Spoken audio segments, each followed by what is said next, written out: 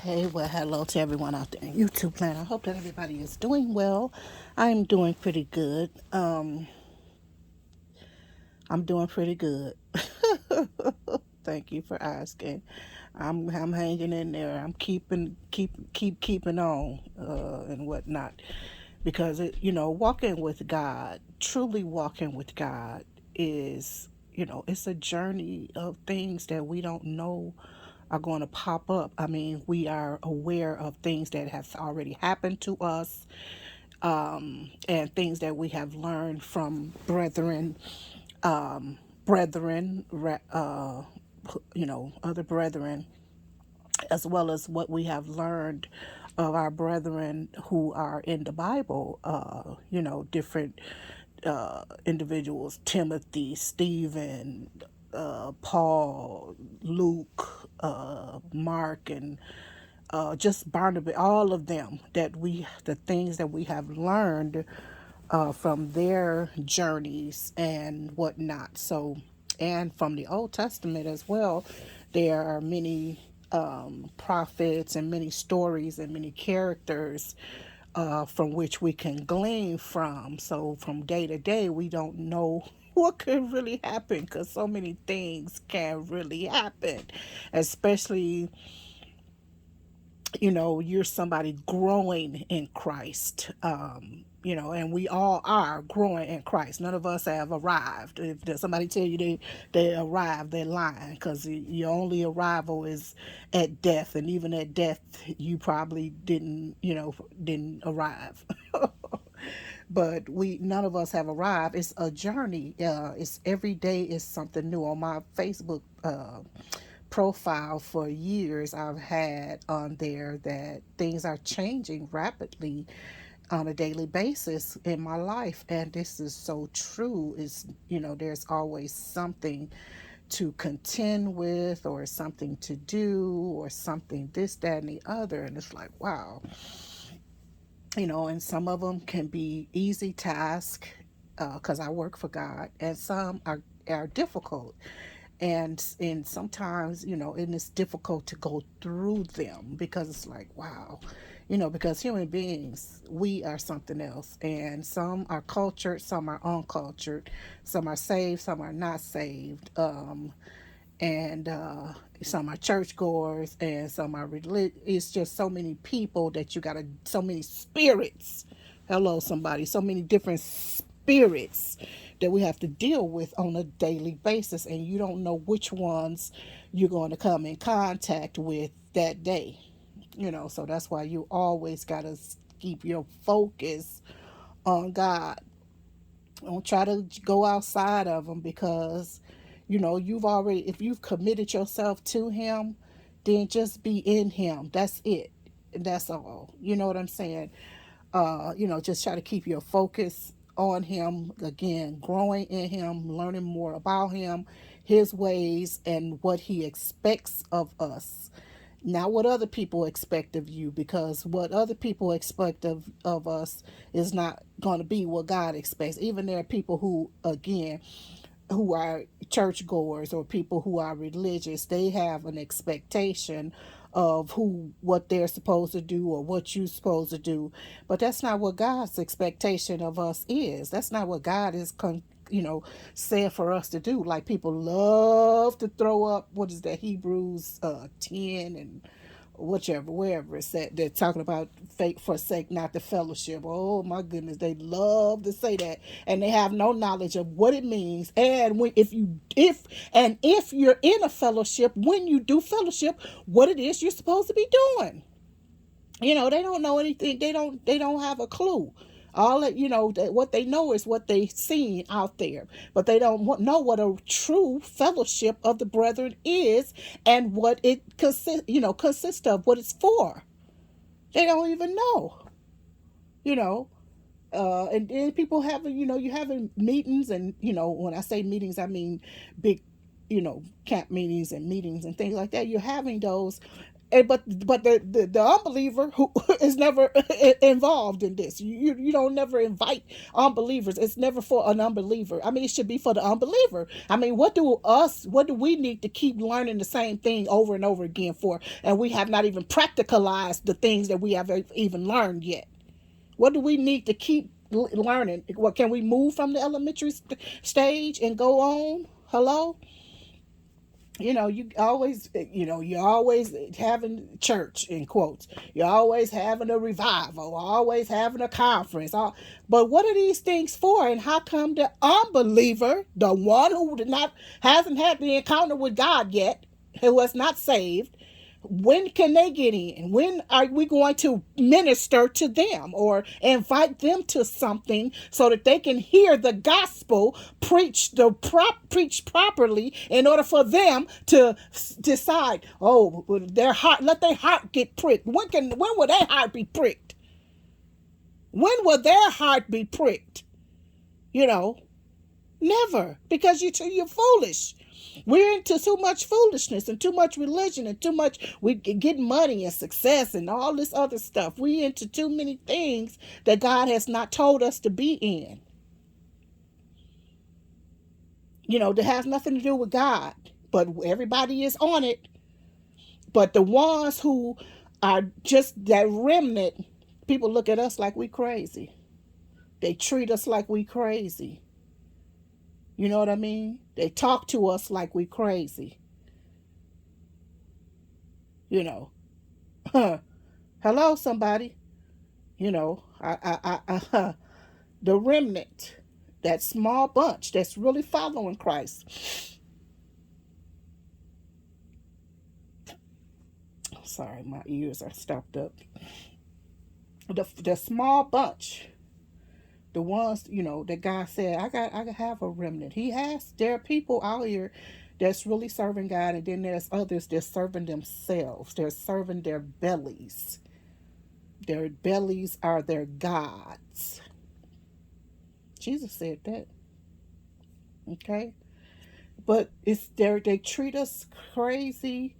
They mistreat us. They talk to us any kind of way. They do us any kind of way. You know.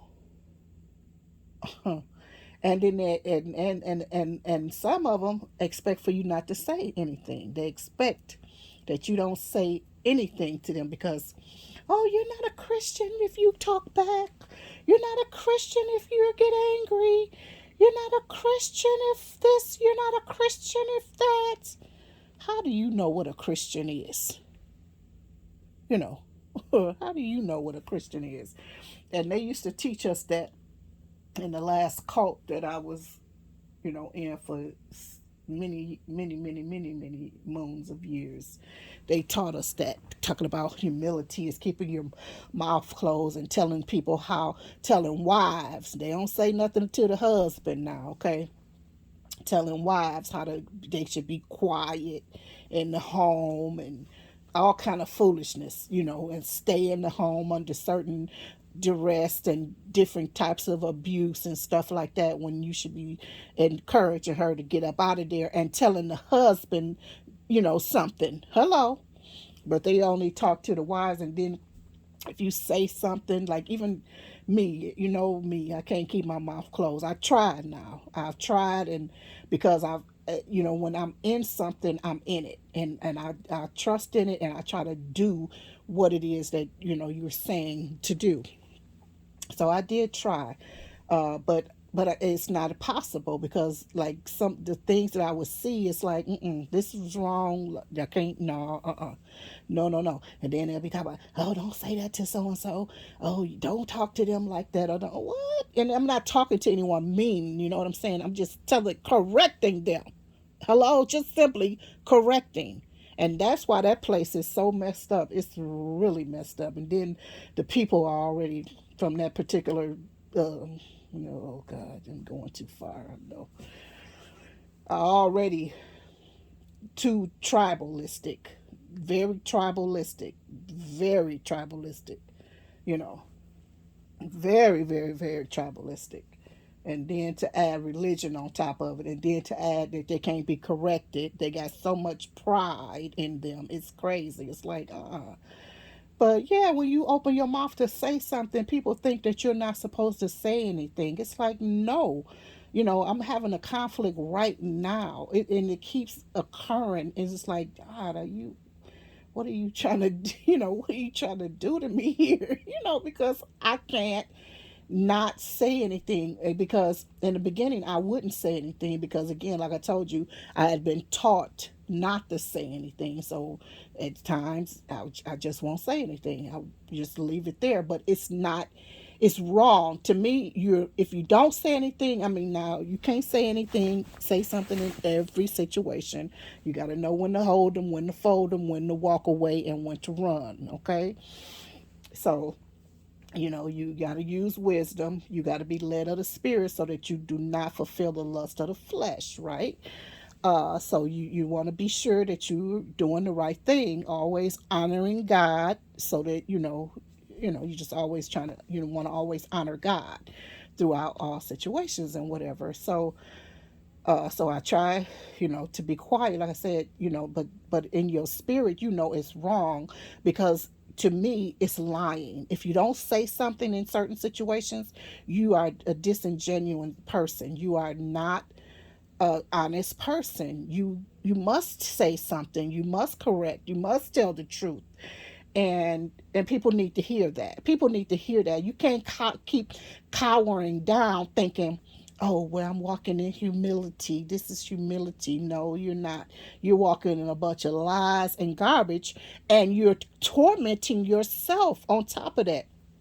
I feel tormented when I don't tell someone how I feel. Like I think I mentioned on one video, it's not easy. I can't lie. It's not easy for me to be sitting up here acting like everything is okay with you and I, when it's not. I can't just be smiling with you and giggling with you when I have aught against you, or you have aught against me. And it don't have to be aught like something deep, but still, if you have done something that I'm not happy with or whatever, I can't just sit there and like everything is hunky dory. It's just not going to work. Okay. But a lot of times, like I was saying, so people, they don't expect you to say anything. Because of this religion and religiousness, they tell you to walk in this humility, and you're not supposed to express yourself or correct things when they are wrong, and you just walking around spinning yourself, and it's bad. It's really, really bad. So I just had this situation where I'm like, you know I said it before. I corrected a person, and I thought that that would be it. But here I come, and I see you doing the same thing, and then almost just even worse. And I'm like, So I say something, then it winds up into something else because of something else that happened before that didn't get resolved because somebody was lying. And that's another thing, we can't resolve something if somebody else is lying, and this other person is totally lying. They just lie. It's like, oh my goodness. And I can't deal with you. I tried. I was like, okay, let me just, in peace, since I'm right here, let me just find out how we could, I came in peace again, thinking, okay, this person is going to, we're going to resolve this. Oh my goodness. And God is something else, because he be like, yeah, keep on going, keep going, keep going. Because remember, God's ways are not our ways. His thoughts are not our thoughts. He's high above. And sometimes when you think it should go one way, he's going to spin it a different way so that you can learn from it and see, and go through it, and whatever he wants us to do to get to the other side. Because there's what? Through. THROUGH. You got to go through. Oh God. Sometimes that going through is not easy. It's just not the easiest, to get to the other side. But the person is such a liar. I was like, okay, in peace, let me just ask, how could we resolve this? What? And they just popped out the mouth with a lie, a big lie that they told last year, and you still on the same lie. And I told them, I said, nope, you're lying. That's because I went and asked. So because when you say something to me, I'm going to fact check it. I'm not just going to let it be. I'm sorry. The person said some nonsense to me last year, and I went and verified it and it was a lie. We verified it through two people, and they were like, huh? They knew nothing about it. And so the person was lying. And it's like, you're not even being honest about what, it's just, I hate that because it brings out so much confusion and discord. And just like, dang, you don't want to be in stuff like that because it feels messy. And I hate messiness. But it has to sometimes, things got to get messy before they get better.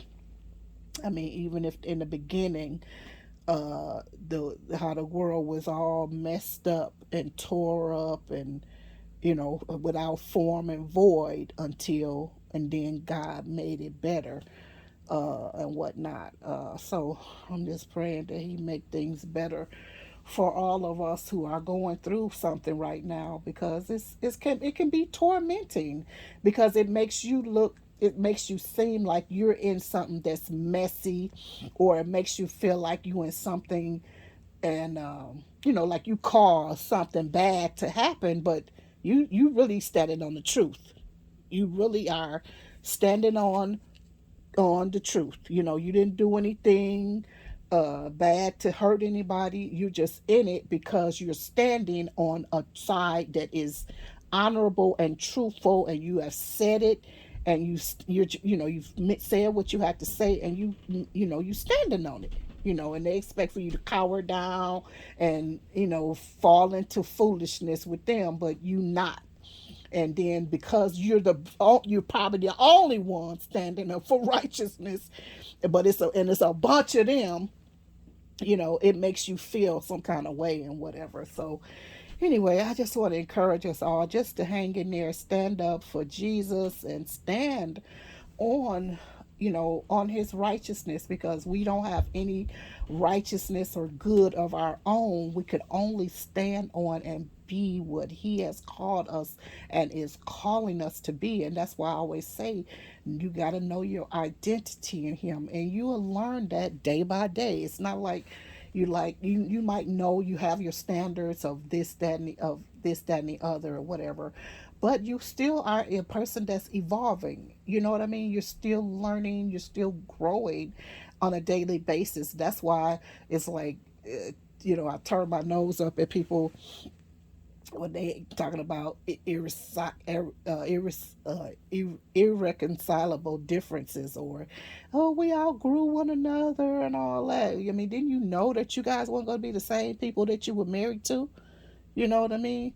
We're going to change physically, emotionally, mentally, and spiritually, financially, intelligent, emotion, whatever.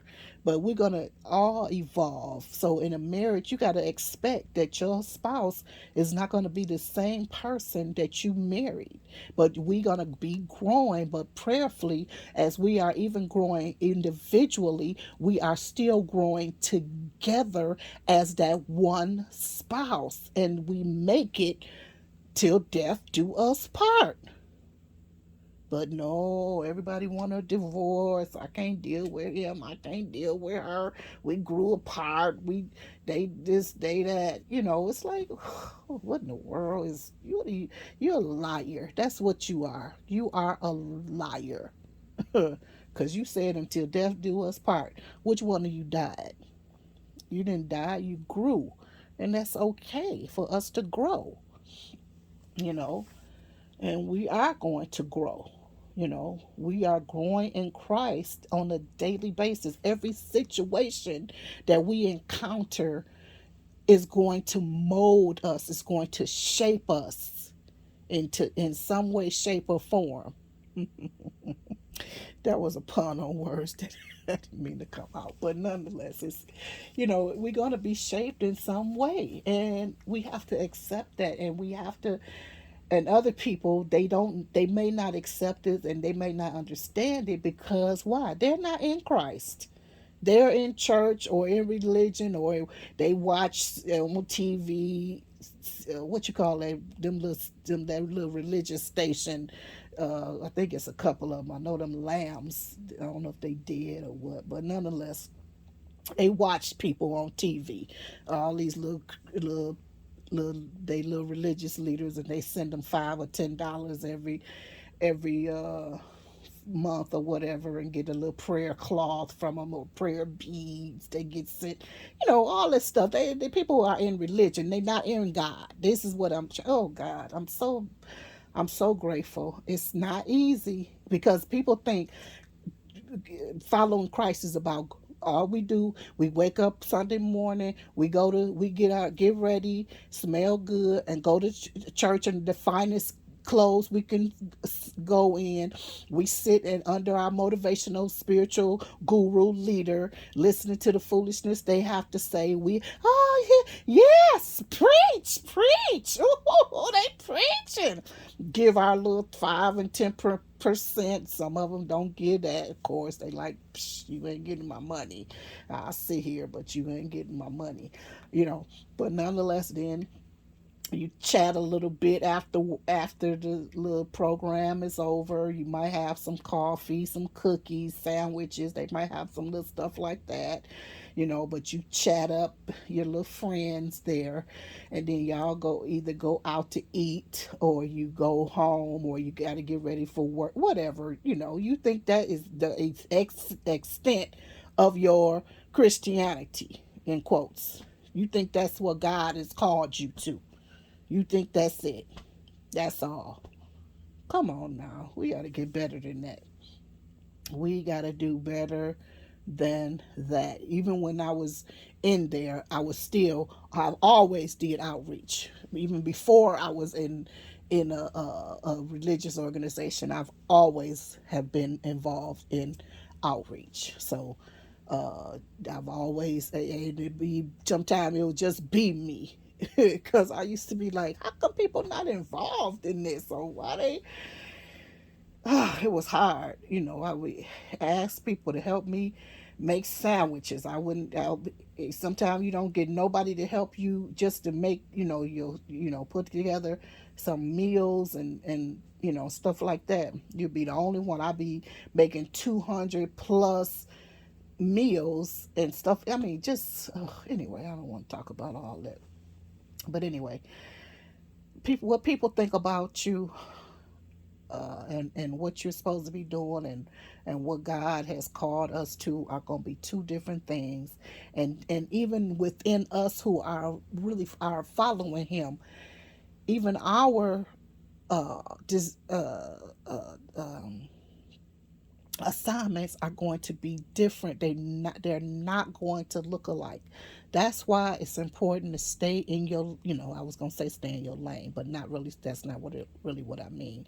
But it's really uh pertinent. It's really important for us to be focused on God, digging into Him, even if He quiet. Because I'm telling you, sometimes He can be so quiet, you'll be like, oh my gosh, am I in the right place with Him? Am I, you start looking at yourself like, oh my goodness, have I done anything wrong?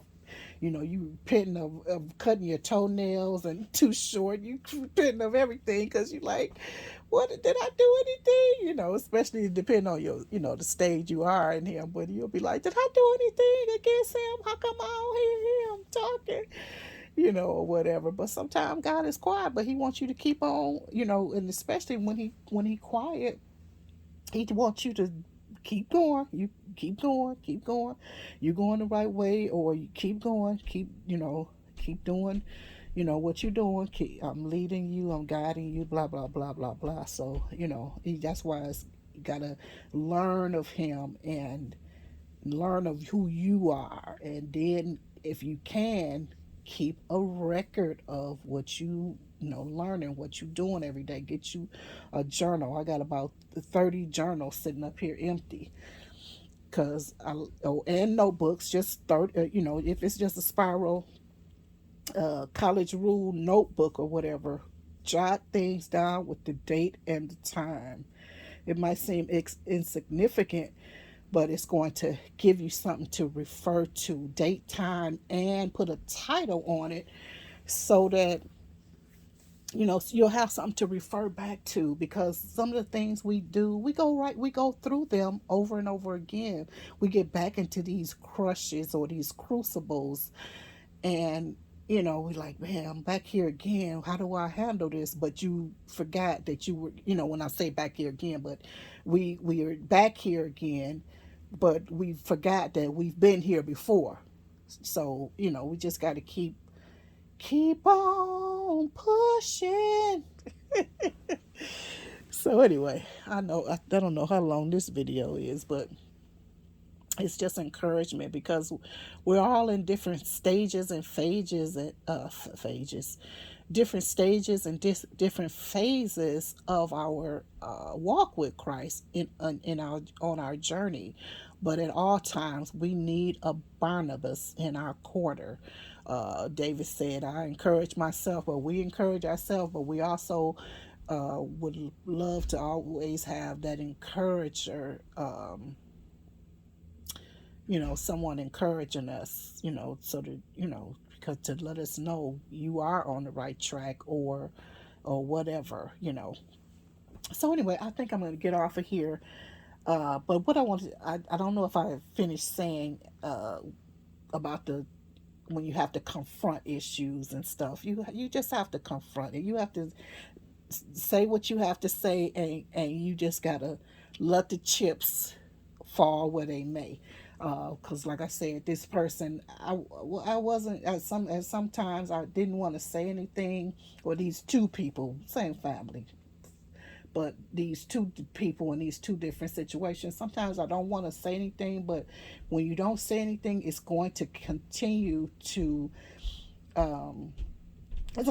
happen, although it can still continue to happen depending on the person. But still, they need to know who you are, whose you are, and what your standards are, what you believe, and whatnot, where you're standing. you know they need to know that. They can't you can't let them have no confusion in their mind that you is on the same plane with them, or that you whatever they need to know where you are, whether there's no, you don't have to argue about it, because that's another thing. You didn't we grew up, or we've been hearing these different teachings, and you don't want to say anything to different people, but you must say something. You have to let people know where you are. Okay. You don't gotta you don't have to scream it. You don't have to be nasty with it. You can be uh, you know there's a way to use speak to people um, carefully, and humility and lovingly, but they need to know. And sometimes it's not with love. Not, I don't mean with love. Sometimes it can be rough, but you got to do what you got to do, because they have to know who you are, whose you are, where you stand, and who you standing on, what you standing on. They you can't just keep on with their lies and foolishness. They can keep going with it, but still, who you are and where you stand and what you have said and what you got to do. You know, anyway, and that will take us to our level in God, and God wants us to keep building on that. Jesus had to continuously deal with religious people who came for him with lies and foolishness, and or in error, and this, that, and the other, and he would always correct and say this and say that and do this and do that. So we are his students, and we must also, and we're students of the Spirit of God, and we must also do the same. So I'm going to get off of here for now. I think I said so much. But anyway, I love you very much. We're always praying for you. We hope that you are also praying with us as well, because we all want to glorify God, and we want to get through this world in a good way. know, none of us want to wind up dishonoring God, dishonoring ourselves, or winding up in hellfire. We want God to be pleased with us and what we're doing. And Lord knows we want to be working for Him. I mean, who's in a job that, a miserable work? We want to be working for Him and want that everything to be working out. So anyway, I'm going to let you go. I'm talking too much. Talk to you guys later. Love you. Bye bye for now.